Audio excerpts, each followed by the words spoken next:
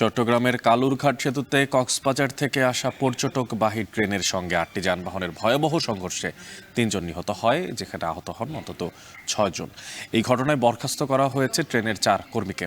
একই সাথে গঠন করা হয়েছে দুটি তদন্ত কমিটি।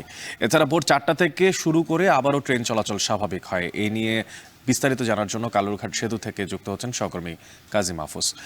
মাহফুজ, আমরা যেমনটা জানি যে আসলে কালুরঘাট সেতুটা খুবই সংকীর্ণ এবং একই সাথে ট্রেন এবং গাড়ি চলাচল করা সম্ভব নয়। তো এই ধরনের বিশৃঙ্খলা কেন ঘটলো, কোনো তথ্য প্রাথমিক জানতে পেরেছেন কিনা? আর এই মুহূর্তে কালুরঘাট সেতুর যানবাহন ট্রেন চলাচলে কোনো নির্দেশনা আছে কিনা জানতে চাই আপনার মাধ্যমে। গতকালকের যে দুর্ঘটনা, এরপরে আমরা দেখেছি রাত ৩:৩০টার পরে অর্থাৎ ৪টার দিকে মূলত এই সেতুতে ট্রেন চলাচল স্বাভাবিক হয়।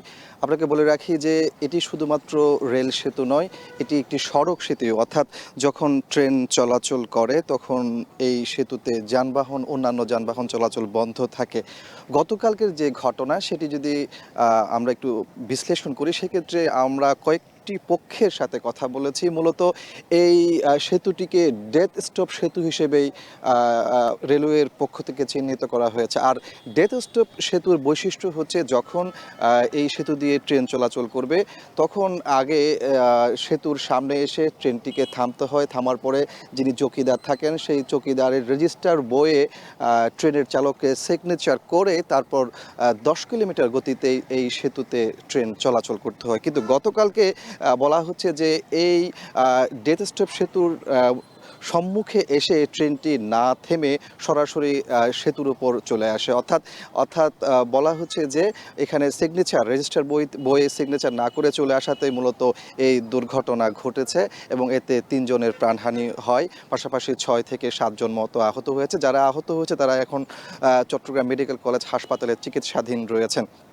আপনাকে বলে রাখি যে গতকালকের যে দুর্ঘটনা, এই দুর্ঘটনা আসলে এটি সংকীর্ণ সেতু তো বটেই, পাশাপাশি যে নিয়মগুলো মানতে হয় সেই নিয়ম না মানার কারণেই মূলত এই ঘটনাটি ঘটেছে। আমরা দেখেছি এর মধ্যে রেলওয়ে কর্তৃপক্ষ ৪ সদস্যের একটি তদন্ত কমিটি গঠন করেছে এবং আগামী ৩ দিনের মধ্যে এটির প্রতিবেদন দাখিলের জন্য বলা হয়েছে।